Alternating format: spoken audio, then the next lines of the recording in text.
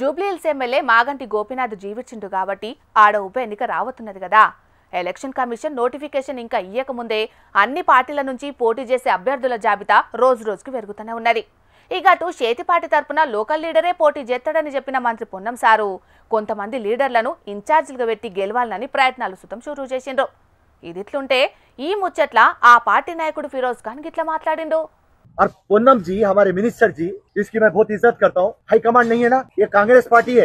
यहाँ पे पहले शॉर्ट लिस्ट होते नाम, उसके बाद में दिल्ली को भी जाते, फिर वहाँ पे सिलेक्शन होता, सर्वे होता, एक लंबा प्रोसेस है वो, ये प्रोसेस के तहत होता है ये। और आप बोल दे रहे हैं कि जुबली हिल्स में जो है उनको बात कहाँ पे प्रॉब्लम होती, जब आप बोलते कि जुबली हिल्स में पैदा हुआ तो उनको टिकट देंगे। अरे भाई, हमारे मिनिस्टर से आप जो बात बोले समझ में नहीं आया। मैं 1000 मिसाल देता हूँ आपके चैनल के सामने। वायनाड में राहुल गांधी का घर था या प्रियंका गांधी का घर था?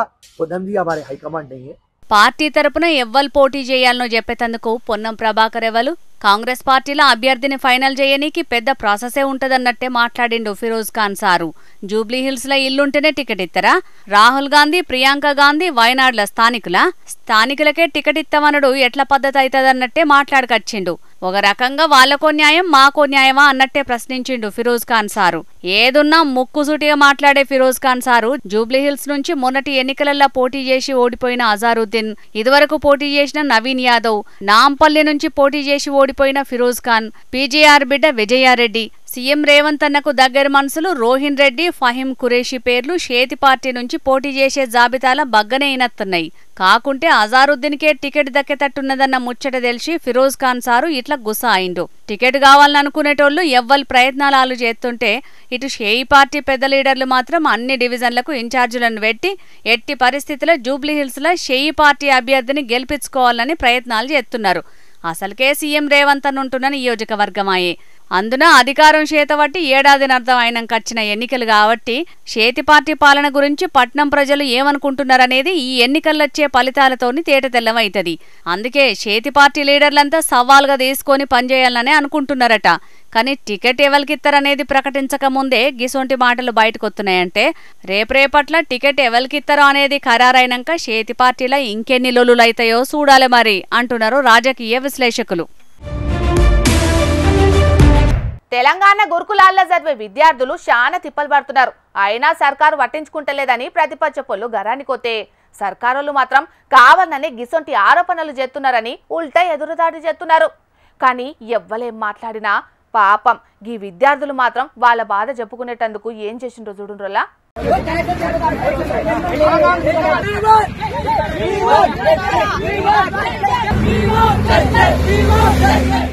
ఇగో ఈడ వి వాంట్ జస్టిస్ అని నినాదాలు చేసుకుంటూ పోతున్న విద్యార్థులంతా జోగులాంబ గద్వాల్ జిల్లా అలంపూర్ చౌరస్తాలున్న మహాత్మా జ్యోతిరావు పూలే బాయ్స్ హాస్టల్లో చదువుతున్నారు. ఆడ సౌలతులు చక్కగా లేవని అక్కడి సార్లకు ఎన్ని మాటలు చెప్పినా ఎవ్వరు పట్టించుకుంటలేరట. గందుకే ఏకంగా కలెక్టర్ సార్కే వినతి పత్రం ఇద్దామని పాదయాత్ర చేసుకుంటే కలెక్టరేట్ కు ర్యాలీగా బయలుదేరిర్రు. కాకుంటే పోలీసులు నడిమిట్లనే ఆపి ఇట్లా వ్యాన్లకెక్కించుకొని మళ్ళా బడికి తీసుకుపోయిర్రు. మరిగా వాళ్ళ అవస్థలేందో వాళ్లే చెప్తున్నారు. నుండ్రి చదువుతుంటే మాకు ఇట్లా ఈ ఇయర్ లో మాకు వాటర్ సమస్య వచ్చింది సార్.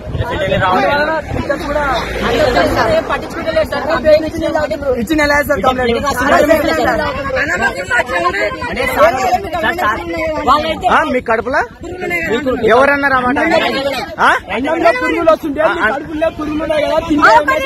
ఎవరన్నారా మాట మేడం? పాపం అన్నంలో పురుగులొత్తున్నాయని చెప్తే ఈ కాడికేంచి మంచిగా పెట్టిస్తామని చెప్పాల్సిన టీచర్లే ఉల్టా మీ కడుపు నిండా పురుగులే ఉన్నాయి కదా, ఒక్క పురుగు తింటే ఏమైతుందని మాట్లాడుతున్నారంటే వాళ్ళింతకు మనసులేనా? అసలుకు అవే పురుగులు పడ్డ అన్నం తింటారా? వాళ్ళ పిల్లలకు సుతం గిసొంటి బువ్వనే పెడితే ఊకుంటారా? పెద్ద పెద్ద చదువులు చదివి టీచర్ కొలువులు చేసేటోళ్ళు కూడా గిట్లా మాట్లాడితే ఎట్లా అన్నట్టు చెప్పుర్రి. ఇక ఈ ముచ్చట్ల హరీష్ రావు కూడా జర గట్టిగానే గరానికి వచ్చిండు. తరగతి గదిలో ఉండాల్సిన భావి భారత విద్యార్థులను నడి రోడ్డు ఎక్కించిన దుర్మార్గ చరిత్ర ఈ కాంగ్రెస్ ప్రభుత్వానిది. చదువుకోవాల్సిన పిల్లలను పట్టెడ అన్నం కోసం, తాగునీళ్ల కోసం పాదయాత్రలు చేసే దుస్థితి కల్పించింది నీ అసమర్థ పాలన. వి వాంట్ జస్టిస్ అన్నందుకు పోలీసులను పెట్టి బలవంతంగా డీసీఎంలల్లా విద్యార్థులను తరలించిన నీచ చరిత్ర ఈ ఇందిరమ్మ రాజ్యానిది అని బగ్గనే గరమైండు. స్థానిక ఎన్నికల లబ్ధి కోసం మల్లోపారి పాదయాత్ర డ్రామాలు మొదలు పెడుతున్న కాంగ్రెస్ పార్టీ గురుకుల విద్యార్థులు చేస్తున్న పాదయాత్రల మీద ముందు దృష్టి సారించాలని సురుకు పెట్టిండు. అయినా ఇక్కడ ఒక్కకాన్నే కాదు, శానా గురుకులాల సుతం విద్యార్థులు ఆరిగోసలు పడుతున్నారు. కానీ సర్కారు మాత్రం ఇవేం బట్టనట్టే ఉంటున్నది. ఇయాల విద్యార్థులే ఏకంగా కలెక్టర్ సార్కు ఫిర్యాదు చేయనీకి బయలుదేరిరు కాబట్టి ఇప్పటికైనా అన్ని గురుకులాలు సర్కారు హాస్టళ్లల్లో విద్యార్థులు పడుతున్న బాధల మీద విద్యాశాఖ మంత్రి ముఖ్యమంత్రి రేవంత్ రెడ్డి సారు నజరేసి అలా తిప్పలు తీరుతాడు కావచ్చు. చూడాలి మరి ఏం చేస్తారో. ఓల్లా మిమ్మల్ని ఓ ప్రశ్న అడుగుతా చెప్పాలి. అబ్బో ఏందమ్మా నువ్వు అడగబోయే ప్రశ్న అంటారా? సర్కార్ కొలువు రావాలంటే ఏం చేయాలి?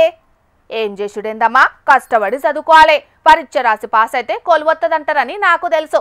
కాకుంటే గీడ కొంతమందికి సర్కార్ కొలువు ఇచ్చేటందుకు పరీక్షలు ఎట్లా పెట్టిండ్రో తెలిస్తే ముక్కు మీద ఏలేసుకున్నాడు పక్క. కావాలంటే మీరే చూడుండ్రులా. ఏంది ఏదో పరీక్షల ముచ్చట అని చెప్పి చెట్ల కింద కూకుండి ఏదో రాసుకుంటున్నోళ్ళని చూయిస్తున్నారేందని అనుకుంటే మీరు బురద నీళ్ళల్లో కాలేసినట్టే. ఇక్కడ వీళ్ళు రాస్తున్నది సర్కారు కొలువు కోసానికి పెట్టిన అర్హత పరీక్షనే. అవునుల్లా అంటేనో అనకాపల్లి జిల్లాల కారుణ్య నియామకాల కింద 9 మందికి విఆర్ఓ ఉద్యోగాలు ఇచ్చేది ఉన్నదట. ఇక విఆర్ఓలు చేసే పనిల భాగంగా వీళ్ళు సర్వే విభాగంలో శిక్షణ తీసుకోవాలన్నట. ఇక సర్వే విభాగంలో 4 నెలలు శిక్షణ తీసుకున్నాక వీళ్ళకు టెస్టులు పెట్టాలని జిల్లా జాయింట్ కలెక్టర్ సారు ఉత్తర్వులు కూడా ఇచ్చిండు. ఏమున్నది, అధికారులు వాళ్ళకు నచ్చినట్టు పరీక్ష పెట్టుకున్నారు. ఇట్లా శంకరం అనే ఊర్లో ఉన్న మామిడి తోటలా వీళ్ళకు ప్రాక్టికల్ ఎగ్జామ్స్ పెట్టిర్రు. ఇక రాసే పరీక్షను కనీసం ఏదో ఒక సర్కార్ ఆఫీసులన్నా పెట్టాలి. కాకుంటే వాళ్ళు మాత్రం రాత పరీక్షను కూడా అక్కడనే పెట్టిర్రు. అది కూడా ఇట్లా పక్కకే కూకుండి రాస్తుంటే పక్క పొంటి విలేజ్ సర్వేయర్ ఎట్లా రాయాలనో ఏం రాయాలనో చెప్పుకుంటా కూకున్నాడు. ఇంత దానికి పరీక్షలు పెట్టుడెందుకో మరి. అదేదో ఆ అభ్యర్థుల పేరు మీద అధికారులే రాసి వాళ్ళను కొలువులో తీసుకోవచ్చు కదా అని అనబట్టిర్రు. ఈ కాపీ రాత పరీక్షలను చూసినా అక్కడి జనాలు మరి కాదానుల్లా దొంగతనం చేసినా దొరకకుండా ఏత్తరు కొందరు. కానీ వీళ్ళు మాత్రం బాగా జాప్తాగా బహిరంగంగానే ఇట్లా చూచిరాత పరీక్షలు రాసిర్రంటే వాళ్ళను ఏమనుడు చెప్పుండ్రి. మరి మమ్మల్ని ఎవడ్రా ఆపేదనే ధైర్యమో లేకుంటే ఎక్కడ రాత్తేంది ఎట్లా రాపిత్తేంది నౌకర్లు ఇచ్చుడు వాళ్ళకే ఖరారైనప్పుడు అనుకున్నారో మరి మాకు ముట్టాల్సినవి ముట్టినాయి కాబట్టి మా కథ గిట్లనే ఉంటదన్న బరి తెగింపో తెలియదు గాని మొత్తానికైతే నలుగురు నవ్వుకునే తట్టు చేసి ఇట్లా పరీక్షలు పెట్టి చూడాల. మరి దీని మీద పెద్ద అధికారులు ఏం చెప్తారో. పబ్లిక్ నిన్న మా రాముల తాత నాటేపిస్తున్న పిల్ల అని కొలువుకు గుండు సున్నా పెట్టిండు. మరి ఇవాళ నన్న వార్త తీసుకొస్తాడో ఏందో అడుచుకుందాం పాండ్రి. అబ్బబ్బబ్బా నువ్వు మహానుభావుడి సారు, నీకు కోచి దండాలు సారు, నువ్వు పరమాత్ముని సారు. అసలు నీకు ఎన్ని తీర్ల దండాలు పెట్టినా సరిపోదు సారు. నీకు పొర్లు దండాలు పెట్టాలి సారు. దేవునివి సారు, నువ్వు దేవునివి. ఫలాభిషేకం సారు, నీకు ఫలాభిషేకం. అగ్గో మా ముసలోడు ఎవరి ఫోటోకో పాలాభిషేకం చేస్తాడు. ఎవరికి కావచ్చు? ఓ తాత ఎవరికే పాలాభిషేకం చేస్తాడా? ఇంకెవరు ఉంటేనే ఎంగిలిస్తారు మొకందాన. ఆయన ఏది చేసినా సంచలనం అవుతుందో, ఆయన ఏది మాట్లాడినా రికార్డులు అవుతాయో ఆయనే మన సీఎం ముఖ్యమంత్రి రేవంత్ సారు. సారు నీకు కోటి దండాలు సారు, నీకు పాలాభిషేకం సారు. అగో ఇవాళ ముఖ్యమంత్రి రేవంత్ సార్కు పాలాభిషేకం చేసేంత ప్రేమ ఎందుకు వచ్చింది నీకు? ఎందుకు వచ్చిందా, తరతరాలుగా ఉగముగాలుగా ఎంతమంది ముఖ్యమంత్రులు వచ్చినా మా తాగుపోతుల పొట్టలకు వచ్చిర్రు కానీ మా గురించి ఒక్కలన్నా ఆలోచన చేసిర్రా? అదే మా దేవుడు మా ముఖ్యమంత్రి రేవంత్ సారు మా తాగుబోతుల గురించి ఆలోచించి ఒక మంచి ఆలోచన చేసిండు. దేవుని సారు నీకు కోటి దండాలు సారు, ముఖ్యమంత్రి సారు రేవంత్ సారు. ఇంతకు మీ తాగుబోతుల కోసానికి మన ముఖ్యమంత్రి రేవంత్ సార్ చేసిన అంత చక్కటి ఆలోచన ఏంటిదో మరి? తాగేటందుకు నీళ్లు లేక తండ్లాడిన ఊళ్ళని చూసినావు, ఊర్య బత్తాలు దొరకక చెప్పులను లైన్లో పెట్టిన రైతులను చూసినావు. కానీ వాళ్ళందరి గురించి సర్కారు ఆలోచించిందో లేదో నాకు తెలియదు. కానీ మా తాగుబోతుల బాధని అర్థం చేసుకున్న మా రేవంత్ సర్కారు ఊరికి ఒక బరండి షాపు పెట్టబోతుందట. ఎరికరా నీకు? ఇప్పటి వరకు ఏ ముఖ్యమంత్రి అన్నా ఇంత చక్కటి ఆలోచన చేసిండో? మా తాగుబోతుల గురించి ఇంత గొప్పగా ఆలోచించిన మా రేవంత్ సారు మాకు దేవుడు కాకపోతే ఇంకా ఏమవుతాడే? అల్కదక్కువదానా దేవుడివి సార్, నువ్వు మాకు దేవుడి తండ్రి, దేవుడి. సిగ్గుశరం ఉండాలి ముసలోడా. ఇప్పుడు మీకు తాగుడు తక్కువైందనా? ఊళ్ళకు బరండి షాపులు వస్తున్నాయని సంతోషపడుతున్నావా? అదే సంతోషం అంటే ఉండదు అని అల్కదక్కువదానా. అక్కడెక్కడో పట్నంలో ఉన్న బరండి షాపు పోయి మందు కొనుక్కొని ఇంటికి వద్దామంటే ఇంటికాడ పెళ్ళందంతదేమోనన్న భయం. సరే ఆయన్నే తాగి ఇంటికి వద్దామని అనుకుంటే నడవంతరాన పోలీసు సార్ నూట పైపులు నూకుతారేమోనన్న భయం. ఇప్పుడు అదే మన ఊళ్ళోనే నా ఇంటి పక్కనే బరండి షాప్ ఉన్నది అనుకో, దూపైనప్పుడు అలా పోయో నా ఇంటి మళ్ళీ గుద్ది రావచ్చు. ఎంత చక్కటి ఆలోచన సారు. నువ్వు దేవునివి సారు, నా దేవునివి. అట్లా తాగి తాగి ఉన్న ఇల్లు జాగలు అమ్ముకోవాలి, అంతే కదా? అమ్ముకోవాలి ఎవరికోసరానికి. మా తాగుబోతులు అమ్ముడు పోతేనే కదా సర్కారుకు ఆమ్దాని వచ్చేది, జనాలకు పథకాలు అందేది. అదే మా తాగుబోతులు త్యాగమూర్తులే. అవునవును, సర్కార్కు ఆమ్దాని వచ్చేటందుకు ఊరికో బరండి షాప్ ఏంది, ఇంటికో షాపు పెట్టించినా ఆశ్చర్యపోనవసరం లేదు. అవునవును, అట్లా పెట్టించేది ఉంటేనా గంటకొన్న అంటే మళ్ళీ మందు గుద్దుడు కంటే నిమిషానికో మూత బరండిది అయినా కూడా పొద్దంతా రిమ్మ దిగకుంటే గమ్మడు ఉండనుకో. సార్ అసలు ఆలోచన చేయరాదు, ఇంకా మంచుకుంటుంది కావచ్చు. ఇప్పటికైతే మాత్రం మీరు రిమ్మ దిగకుండా ఉంటున్నారానే? ఊళ్ళో బరండి షాపులు లేకున్నా బెల్ట్ షాపులు ఉన్నాయి కదా, వాటి పుణ్యమా అని తాగుతున్నారు కదా బొత్తవాళ్ళుగా. తాగుతాను. ఏర్లు పారకపోయినా బోర్లు పడకపోయినా మా మందు పాతాలు మాత్రం ఎప్పటికీ పారుతూనే ఉంటాయి. అబ్బా బెల్ట్ షాప్ అంటే యాదికి వచ్చింది, ఒక్క నిమిషాలు. అరే తూముల సాంబిగా, మొన్న నీ ఖాతా పైసలు ఇవ్వనందుకు 10 మందిలన్నా ఇద్దరు వచ్చినావు కదా మందు పోయమంటే, ఇప్పుడు చూసుకో కొడుకా. మరి రేవంత్ సారు మన ఊళ్ళో బరండి షాపు పెట్టిపోతాడట. అవసరమైతే బరండి షాపు నేనే పెడతారా కొడుక, అప్పుడు నీ సంగతి ఉంటదిరా. మా దేవుడు మాకు వరం ఇచ్చిండ్రా, ఇక చూసుకున్న కొడుక. చూసినావు గానితి, ఏదో పాపమని అన్న నీ దగ్గర పైసలు ఉన్నా లేకున్నా నీకు ఉద్ధరించినందుకు అన్ననే అంటున్నావులే. అయినా చెప్పైతే చిప్పదాకాని నువ్వు బరండి షాపు పెడతావా? సప్పుజేకి ఇంటికి ముసలోడా. అయితే నువ్వే పిల్ల, ఇప్పుడు మన ముఖ్యమంత్రి రేవంత్ సారు ఊరికో బరండి షాప్ పెట్టించినట్టు మరి తాగుబోతుల నూళ్ళలో పైపులు నూకేటందుకు ఊరికో పోలీస్ స్టేషన్ కూడా పెట్టిస్తాడంటావా? అప్పుడు అట్లా పెట్టిస్తే మరి ఇబ్బందే మరి మాకు. ఏ తిక్కల ముసలుడా, గ్రామానికో బరండి షాపు పెట్టాలనే ఆలోచన చేస్తున్నది సర్కార్ గాని ఇంకా దాని మీద ఎసంటి నిర్ణయాలు తీసుకోలేదు. అధికారికంగా ఎసంటి ప్రకటనలు కూడా చేయలేదు.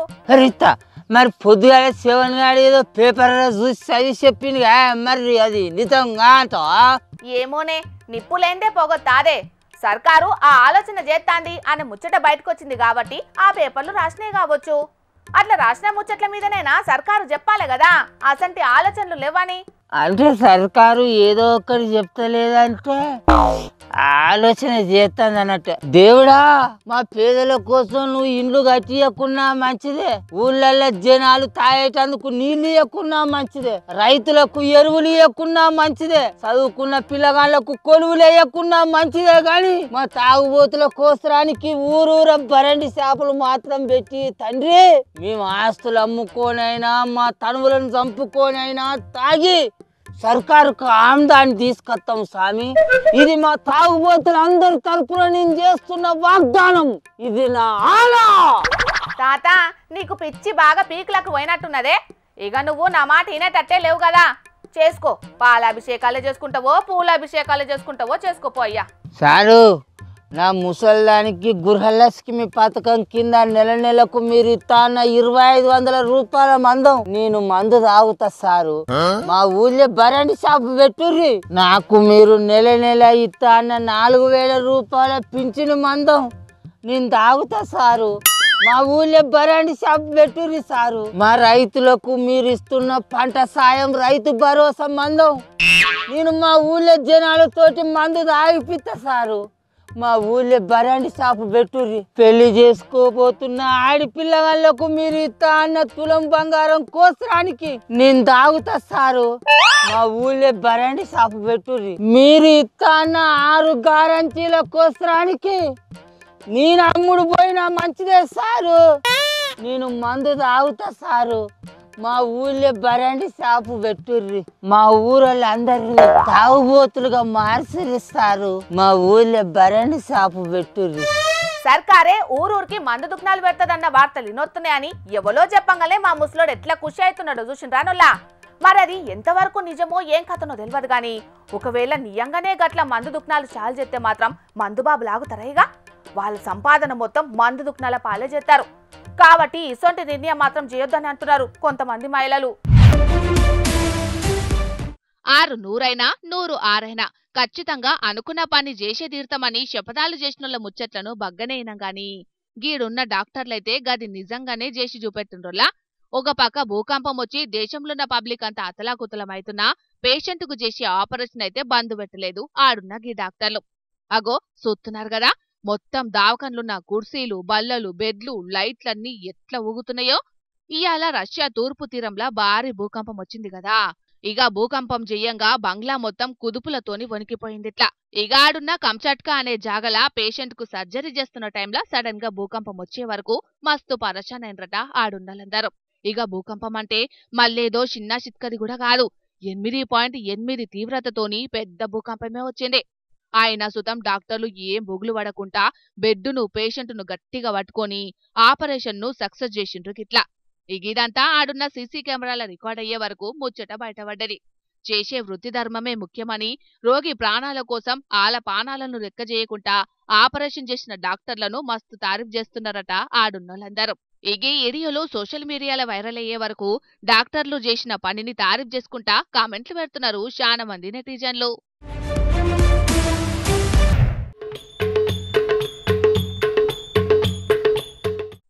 ఆర్టీసీ బస్ అంటే పేదల ప్రగతి చక్రాలని సర్కారోళ్ళు ఓ దిక్కు మస్తు గొప్పలు చెప్పుకుంటున్నారు. కానీ గీడ మాత్రం ప్రగతి చక్రాల బండి పబ్లిక్ నెట్ల తిప్పలు పెట్టుకుంటున్నదో చూడండి. నల్గొండ జిల్లా హలియాల బస్సు షాల్ కాలేదని చెప్పి ఆడున్న పబ్లిక్ అందరూ తలో చెయ్యేసి బస్సును నెట్టుకుంటా పోయిండ్రు. మరి సర్కారోళ్ళు బస్సుల మెయింటెనెన్స్ ను చక్కగా చేస్తున్నారో లేకపోతే కాలం చేసిన బస్సులను ఊళ్ళ పొంటి తిప్పుతున్నారో తెలియదు గాని ఊళ్ళకొచ్చినాక బస్సు షాల్ కాక మొరాయించే వరకు గీ తిరగ తిప్పలు పడ్డారట దాంట్లో పోయే ప్రయాణికులు. ఇగి ముచ్చట ఇట్లుంటే అటు మనుషుల పానాలను కాపాడే అంబులెన్స్ పరిస్థితి చూడుంటెట్లున్నదో. ఇగో రోడ్డు మీద పండ్ల బండిని గదా తీసుకోపోయినట్టే అంబులెన్స్ ను ఎట్లా తీసుకోపోతున్నారో చూడుండ్రి. నిజామాబాద్ జిల్లా డిచ్పల్లి కాడ అంబులెన్స్ కి ఏమైందో ఏందో తెలియదు గాని ఉన్నట్టుండి రోడ్డు మీద ఆగిపోయిందట. ఇక అందున్న డ్రైవర్ ఎంత తిప్పలు పడ్డా అసలుకే షాల్ కాలేదట. ఇది చూసి ఆడున్నోళ్ళందరూ మస్తు పరషనైనరట. ఆపతులున్న మనుషుల పానాలను కాపాడనికే 24 గంటలు రై రైమని రోడ్ల మీద తిరిగే అంబులెన్స్ కే ఐసీయూలకు పోయే పరిస్థితి వచ్చిందంటే పాలన ఏ తిరుగున్నదో అర్థమైతున్నదని గరమైతున్నారు గీ ముచ్చట ఎరికైనా చాలా మంది పబ్లిక్.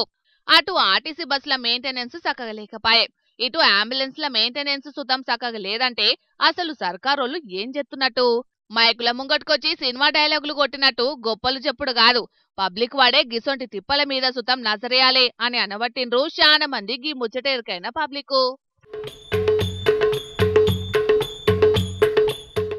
కొంతమందికి పొద్దుగాల లేవంగానే ఛాయ తాగంది పొద్దెట్లా పోదో గట్లనే సర్కారు కొలువులు చేసే కొందరికి లంచాలు తీసుకోకుండా పని చేయాలంటే అసలుకే ఆ రోజు గడవనే గడవది. ఇగో చూసిండ్రు కదా, తలకాయ కిందికి దించుకున్న గీ ఆని ముత్యం సుతం గదే బాపతి. జగిత్యాల పంచాయతీరాజ్ ఆఫీసులా ఏఈగా కొలువు చేస్తున్నాడట గీన. సర్కారు పనులు చేసే కాంట్రాక్టర్ల పనితనాన్ని చెకింగ్ చేసి బిల్లులు పాస్ చేసుడు ఈయన పనట. ఇక గిదే అదును చేసుకున్న ఈ సారు కాంట్రాక్టర్లు చేసిన పనులకు బిల్లులు శాంక్షన్ చేయాలంటే లంచాలు డిమాండ్ చేస్తున్నాడట. అట్లా కోరుట్లలో ఉండే వెంకటేష్ అనే ఓ కాంట్రాక్టర్ అన్న చేసిన పనులకు బిల్లులు కావాలని పోతే 18,000 లంచం డిమాండ్ చేసిండట. ఇప్పటికే బిల్లులు రాక మస్తు పరిశానలు ఉన్నాం సారు, మీరు గిట్లా లంచాలు ఇవ్వంటే పైసలకు ఏడికి పోవాలని బాధ నిలవోసుకున్నాడట ఆయనే. కానీ లంచం ఇవ్వకుంటే మాత్రం పని కాదని చెప్పే వరకు 10,000కు బేరం మాట్లాడుకున్నాడట. అనుకున్న ప్రకారం ముందుగాల 3,000 ఇచ్చిండట. నిజాయితీగా పనులు చేసినాం అయినా లంచం అడుగుతున్నాడు కాబట్టి నన్ను దొరకబట్టించిందే కావాలని ఈ ముచ్చట మీద ఏసీపీ సార్లకు ఫిర్యాదు చేసినట కాంట్రాక్టర్ అన్న. ఇగేమున్నది, ఏఈకి కాంట్రాక్టర్ 7,000 ఇస్తుంటే రెడ్ హ్యాండెడ్ గా పోయి పట్టుకున్నారు. ఇట్లా ఎన్ని సర్కార్లు మారినా ఎందరు లీడర్లు మారినా లంచగొండ ఆఫీసర్ అయితే పుట్టగొడుగుల కంటే ఎక్కువనే ఉట్టుకొస్తున్నారు కానీ తగ్గుతూనే లేరు కదా. ఇసొంటోళ్ళ మీద సర్కార్ వాళ్ళు కఠిన చర్యలు తీసుకుంటేనే గిల్లు మారుతారు. కానీ సర్కార్ వాళ్ళు సస్పెండ్ చేసి ఇడిచిపెడుతున్నారు కాబట్టి గిల్ల పనితనం 3 పువ్వులు 6 కాయ లెక్క సాగుతున్నది. కదే కొలువులకించి డిస్మిస్ చేస్తే ఇంకో వాళ్ళగా గిసొంటి ఆఫీసర్లు మళ్ళా వాళ్ళగా గాన రాకుండా అవుతారని అనబట్టిరు చాలా మందికి లంచాల ముచ్చటెరికైన పబ్లిక్. ఇక తెచ్చిన వార్తలన్నీ అయిపోయినాయి. ఇవుల్లా ఇయాల్టి జోర్దార్ వార్తలు. మళ్ళొచ్చే జోర్దార్లా మళ్ళా కలుద్దాం. అప్పటిదాకా చూస్తూనే ఉండండి హెచ్ఎం టీవీ. అట్లనే ఇంకెన్ని మంచి మంచి వార్తల కోసం హెచ్ఎం టీవీ యూట్యూబ్ ఛానల్ని సబ్స్క్రైబ్ చేసుకోండి. ఇసంటి ముచ్చట్లు ఆడ మస్తుగుంటాయి. అన్ని ముచ్చట్లు మీ దాకా చేరాలంటే తప్పకుండా గంట కొట్టుండి, లైక్ చేయండి, ఈ ముచ్చటను మీ దోస్తులకి షేర్ చేయండి. ఏమంటున్నాం? సరే మరి, టాటా.